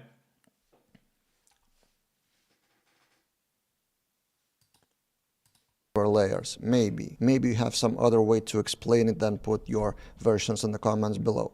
Now let's try to fix it, at least a little, because refactoring all the thing would take hours. So let's start with one Livewire component, full screen image, which has hero as a parameter, and we can remove it from the top because it's passed to Livewire component, so we don't need to refetch it. And now if we reload our page, we should have 56 queries as expected. You see, I'm the bad. You were asking why past, or if it's past is a browser thing. So here Povillas needed to go to the browser to see if the code is still working. With something like Pest PHP, you would execute your test suite and you would be sure that your change in the code not only doesn't break this page, but it doesn't break anything, because past will basically cover all your project if you have enough tests for that, okay? Page itself should load the same thing. Let's double check if it actually works. This is another downside with that project that I've been reviewing there. Agus is asking, what theme and font do you use in PHP Storm? Dude, it wouldn't be a live stream if we didn't talk about my font on PHP Storm. So thank you for asking for that. I'm using currently JetBrains Modo Nerd font, which is, in my opinion, the best one for web development. Is any of you using this font, by the way? Write in the chat, what are you using? So I use this with size 22 and line length of 1.2. And what else? I use as a color scheme the Cappuccino Macchiato font. Okay, this is literally my favorite theme for PHP Storm. I think it's a very good one, and I'm happy with this. By the way, PHP Storm is currently my editor. In my opinion, the best editor you can ever use in PHP development. PHP Storm is, in my opinion, the best editor. So, if you like PHP, check it out because it's effectively the best editor for PHP development.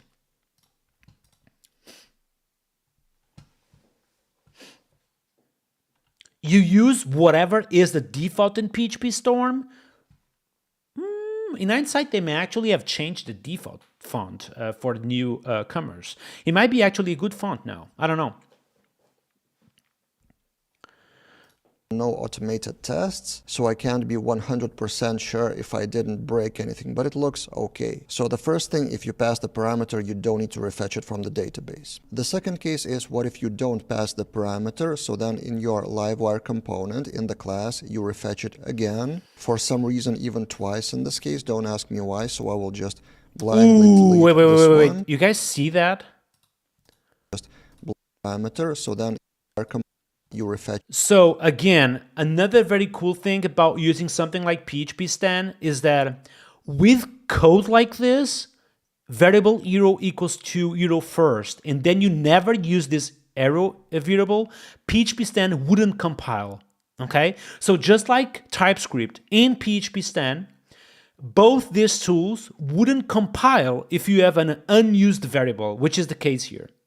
Okay, so this is why I'm telling you guys, when you are not using tools like PHP Stan or TypeScript, you are literally missing out, because PHP Stan would just tell you here, hey, be careful, line 18 is not being used. Can you just remove it? Otherwise, this won't compile and I won't allow you to ship to production.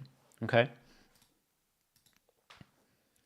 Again, for some reason, even twice in this case. Don't ask me why, so I will just blindly delete this one. And then in guest hero, you refetch it again. No comments here, also blindly delete. But the question is, do you really need this one when it is already fetched in the parent component in the kind of controller here? So you need some kind of a global mechanism to pass the parameters to whatever layer down below in the blade. In this case, Livewire, but it could be blade just in Laravel. And for that, I will open Laravel docs, and you could use a structure called view composer or view share. There are a few ways to deal with it. Let's see what he says about that particular closure or that particular feature. I'm not a big fan of View Composer, but let's see how it goes. With that. If you want to just pass some key and value pair, you can do it directly in the app service provider with view share, like this. If it's more complex, you can create a separate class, view composer, register it in the same app service provider, and have more logic with view with. Okay, you guys see this? In general, as a general rule, I'm not a fan of view composes. Okay? Because what happens here is that you end up doing that query for every single request, no matter what the URL is, what the page is even, we'll always do that query. Okay? What do you guys personally think? In my opinion, I would rather control that at controller level and kind of ensure, okay, if that particular response needs a count, I'm going to return that count. I'd rather having that than having this global middleware layer with view composers or something else just automatically inject state into my view automatically without me knowing it. And I have the feeling that if you do something like this, you will end up with two things. Number one, you will end up with this query being done even on pages that we don't need. Number two, you'll be too afraid of removing this in the future because you don't know what you are breaking, basically. Okay? So this is just my opinion. What do you guys think? No global things? Oh yeah, even I do agree with you. Bunkers is saying, I never use that and I never will. Thank you. I guess you agree with me on this one, right? Charlie French boy, never used that. Thank you. Yeah, I'm not saying never use this, okay? I'm not saying never use this. Just be mindful that it might be a little bit dangerous. Okay? I'm not sure if Povillas is saying us to use this, by the way, okay? Unfortunately, Luis is just saying similar to handle inertia request, exactly similar to that. Exactly.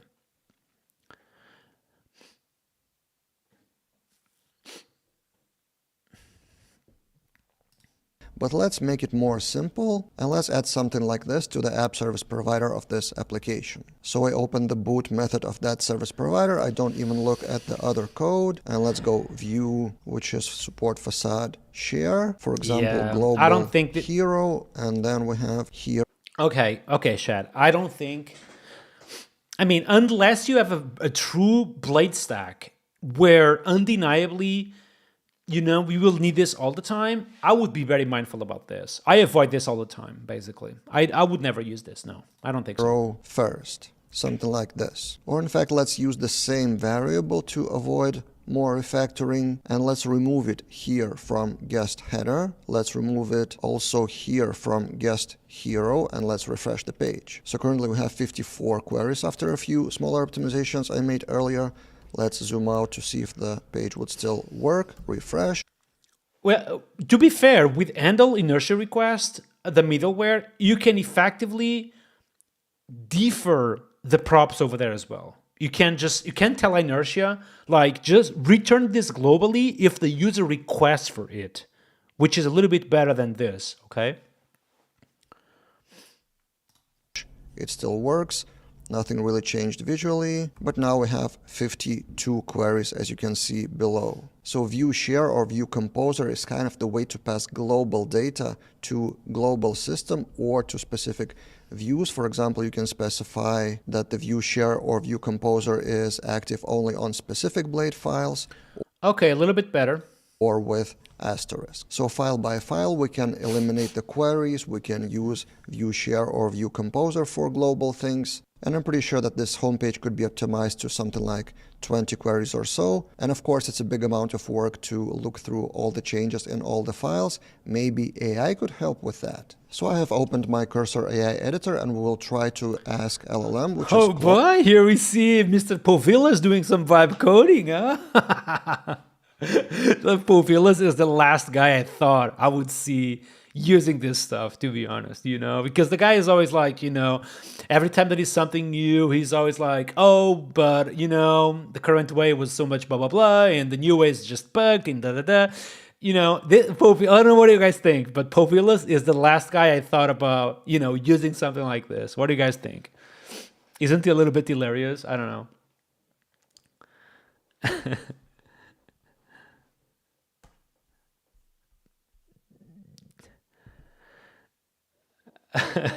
Adrian is saying, I will be the last one. Oh my God.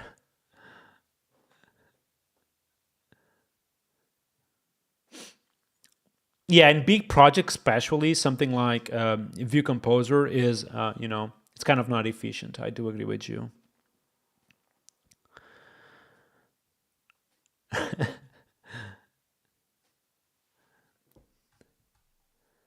But under the hood to refactor the project to minimize the duplicated queries. In the past, I've used Cursor to generate the code, and I even is using Cursor, I think. Yeah, this is Cursor. On my last live stream, we have used Windsurf for AI vibe coding. Hey, Rafael, how you doing? Nice to see you, man. have the full course on Laravel Daily to create Laravel hotel booking website, but I haven't really tried for refactoring. So existing project, pretty big with a lot of files, so a lot of context.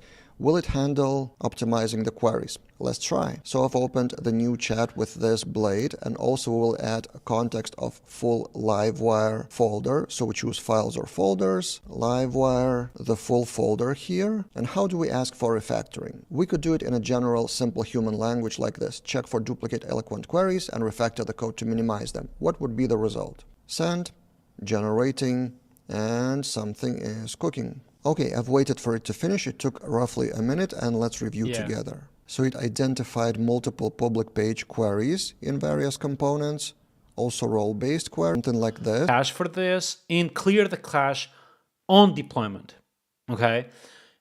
It's not a totally bad idea. Well, for me, to be honest with you, feels a little bit weird that static content is being served from the database, okay? But, imagine that you have something like an admin panel on behind the scenes where, your boss is literally writing some of the sections from the homepage on your back office, and you need to fetch that from the backend and blah, blah, blah.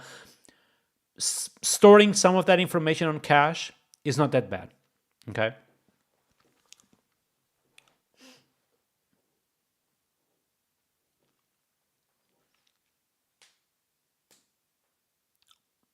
Oh, I really apologize about the buffering. Promise you all that next live stream, this won't be a problem, okay? Again, what I will do is just reduce the bitrate. By reducing the bitrate, hopefully you guys will receive the live stream with a little bit less quality. You won't even see it. And, we'll avoid all of these problems, hopefully, okay? I think appending attributes to a model is something that you just have to do sometimes. That's it. Which camera I'm using looks great. It's not the camera, dude. It's literally the lighting. I just literally expend, I don't know, $400 on this lighting system, which, it's very good. It doesn't makes me head shakes, whatever. So this is lighting, basically. I just go here right now, control center, and I do this, for example, this is literally lightning. I can do a little bit more yellow, a little bit more blue if I want to. Yeah, it just works. The camera is my macOS camera, by the way. Just literally the one that comes with my M4.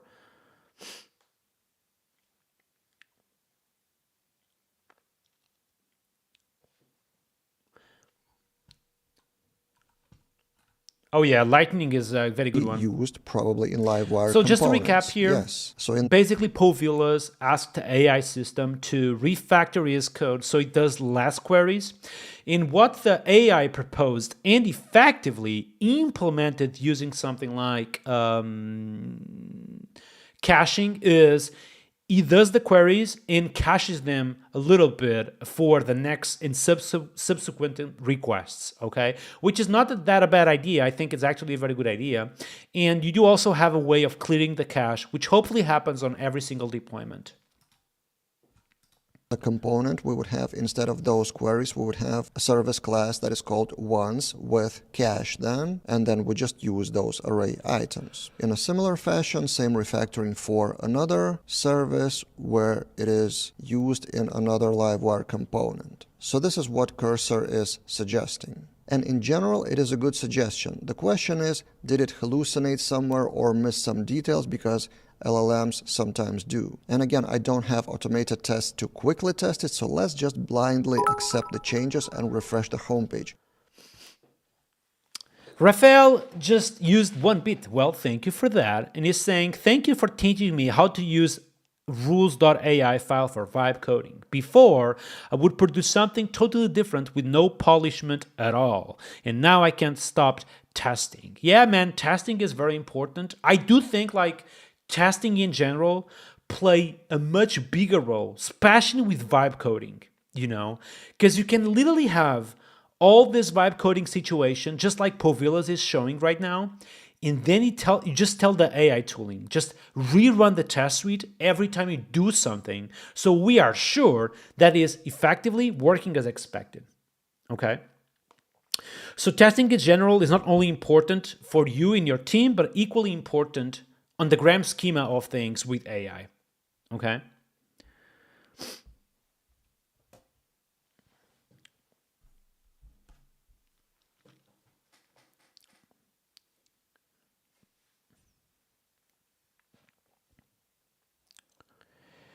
Luis is saying, Nuno, now I feel bad not having 100% code coverage in PHP stand level max. Dude, I'm going to tell you something. If you have the knowledge and if you are using already code coverage in PHP stand, you are already ahead of 99% of the PHP developers. Okay? You guys would be surprised by how much content you guys already know. Okay, I speak with you all every single day on my live streams, and I do feel that you guys are actually very good developers. Okay, so it doesn't matter that if you don't have 100% code coverage, there is projects currently which I don't have 100% code coverage.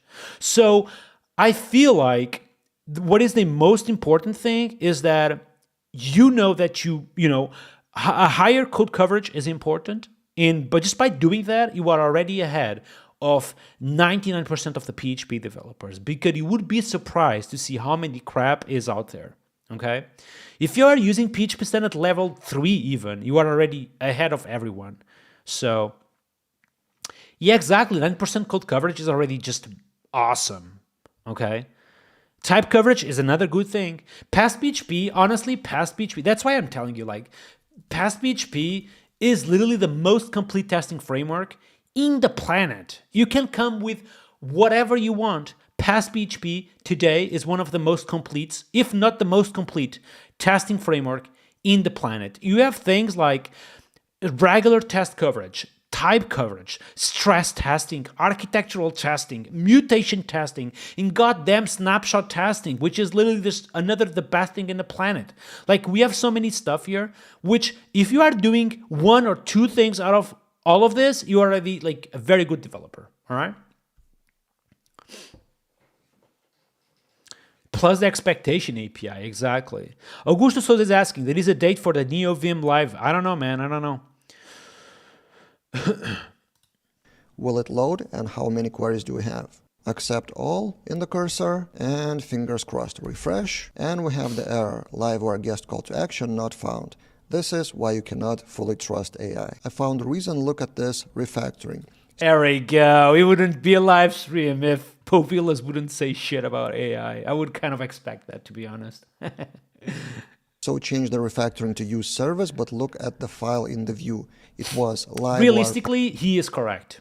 Okay. Vibe coding in general is still very, very raw. It's still very, kind of a POC almost, It's not something you would use for your daily job almost, because it does come with some bugs, You need to be smart basically at the moment, using rules files, using a good test suite, instruct your AI to just code exactly like you want. So if you just open a prompt and you just ask for something like this, it will generate crap, 1000%. So you just need to be smart on this. public guest call to action, but suddenly public is lost in the new version. It's just livewire. So I will fix it manually, public here, and now if we're... So again, if we had a testing tool that the AI prompt would run at the end, this wouldn't happen because the test would run, the AI tool would see this problem, and then it would just fix the problem by itself. refresh the page, it loads well. And now we have 43 queries to the database, some of them cached. If we refresh again, we still have 43, but some of them come from the cache. So generally AI made a good job, but you need... Just by the way, chat, I do have high complex applications out there. None of them have 43 queries per request. That's insane, by the way. That is literally problems here. You just look here all the way down, and you will see like some of these queries could literally have aggregated to be the same. Okay, 43 queries is a bunch. It's way more than you have. To double and triple check everything that AI generates or refactors. So what I would do in this case, probably go manually to identify specific queries and then put specific prompt into AI to suggest the refactoring for those. And then query by query, we can optimize this down to 20 queries or so. What do you think about all of this? Would you refactor in a similar way or differently? Let's discuss everything in the comments below.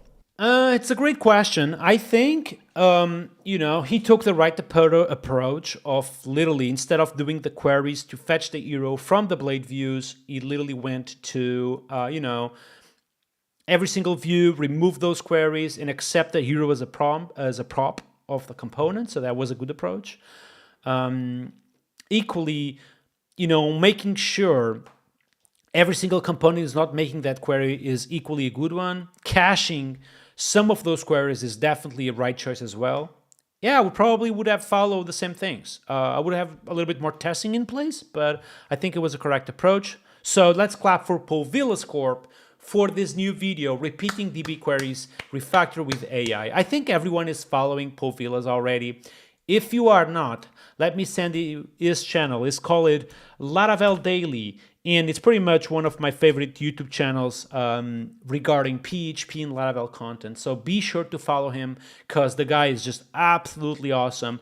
And he has, literally 1,000 times more subscribers than me at the moment. So clap for Povillas, all right? So about the job market situation, I have a suggestion for you guys. Okay, I have a suggestion for you guys. Next Wednesday, by the way, I'm thinking, I don't know if you guys think this is a good idea. I'm thinking about cutting a little bit the live streams and doing them Monday, Wednesday, and Friday. So I literally have more time for myself. Okay? Live streaming every single day is very tough. To be fair, way more tough than I thought. Because after this, I need to, go to do some editing. So I may actually cut a little bit the live streams, but let's see how it goes. I want to bring two topics this week, okay? Topic number one, TypeSense, okay? TypeSense is this Algolia alternative, which I do want to explore. I've worked at Algolia, which is literally the search engine for Laravel and other, at many other frameworks and languages, but I want to use something like TypeSense and see how does it feel and do some sort of unbiased review of that product. They're also sponsoring my channel, which kind of helps in both ways. I'm gonna, review them at the same time. They are supporting my channel, which is pretty cool. So TypeSense live stream is happening next Friday, okay? So I'm gonna do a full review on TypeSense, 2 hours reviewing, just implementing a search in Laravel. So that's exciting. So that will happen Friday, okay? Topic number two, I wanna talk about a little bit more about AI, and more particularly about tooling in AI, on the sense that imagine that you have this local model running on Ollama, which is something I have done already, literally running a local model on my machine. So I want to give access to that local model the possibility of running commands on my terminal. But not only that, I want to give the power of that LLM tool to access my browser. So I want to learn how to do that and I want to learn that with you all. Okay, so I have no idea how to do this, so it will be kind of a fun experiment for us. So I want to bring these two topics, and because you guys are requesting, I think we can bring this topic as well, job offers in 2025. I have no idea what's happening on this video. I haven't checked yet, but my feeling is that Povillas will bring, the trends on job offers. Can that be salaries potentially? Talk about stacks, what is currently being used in terms of, front-end technologies, but also like back-end technologies. This seems to be specific to Laravel, so maybe it's just, Livewire, inertia, but also, salaries potentially and remote working for perhaps, So we can talk about that as well. Let's see how it goes. What is the average Laravel team salary? Dude.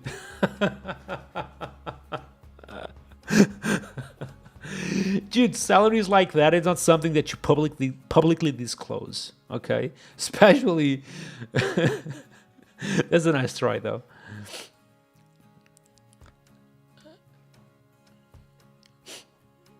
Which topic is awesome, by the way? The AI one, or are you talking about the job offer one? Sorry, Danny. Coffee is the salary.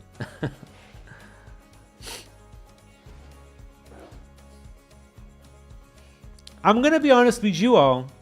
With my current salary, I do the exactly same stuff as 10 years ago, okay? I still spend my day on my laptop. I still spend my day doing the stuff I love. So it doesn't change that much. I do have a little bit more money on my bank account, but I'm still, I do the same step as before. I still live in an apartment. I still spend the day on my laptop. I still go to the gym. So everything is kind of the same. Doesn't change that much, Money doesn't bring happiness. Never forget that, okay? Never forget that. Danny is saying AI locally. Yeah, I'm going to bring that one. Maybe Wednesday.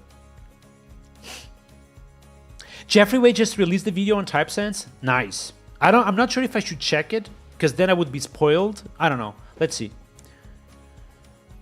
Yeah, I want to do the AI wrapper because that topic is just amazing, dude. I have literally had these two AI models locally talking with each other and just saying hello all the time.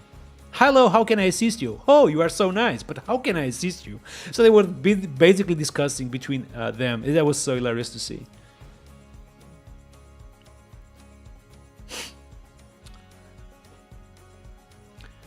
You saw a study of people saying that money brings happiness. Well, money does bring happiness when you don't have your basic needs fulfilled, basically. Obviously, if you need food on the table, money does bring happiness, If you need a house, obviously money brings happiness.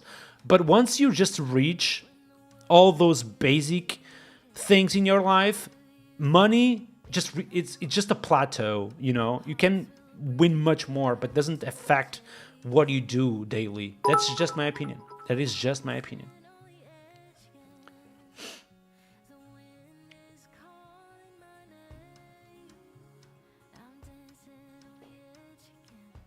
Exactly, Pick and Flow. Just like Pick and Flow is saying, you need to earn enough so you are not struggling. Yeah, once you reach some level of salary, your life won't change. Like, you can have a better car, but what exactly that change? You can have a little bit, instead of doing a restaurant, a very fancy restaurant, you do like a cheap one, but what exactly that changes? It's just the same stuff. Instead of having whiskey, you have beer or whatever. It's the same stuff, literally.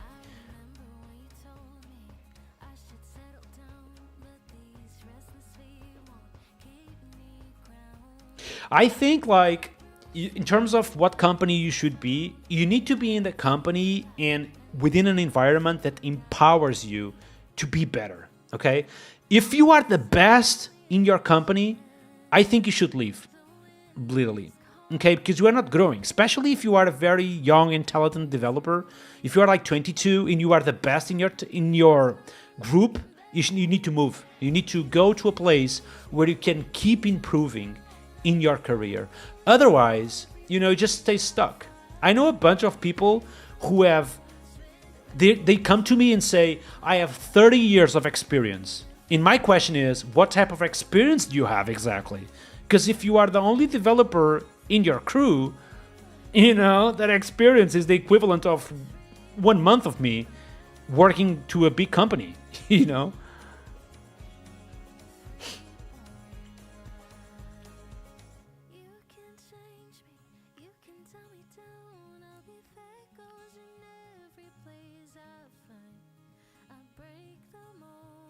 All right, folks, I'm going to rate Theo on Twitch today because Theo is his anniversary. So let's do the following here on Twitch. Let's move all of us to Twitch, okay? Everyone to Twitch right now. Everyone to my Twitch channel. And I'm going to just end the live stream.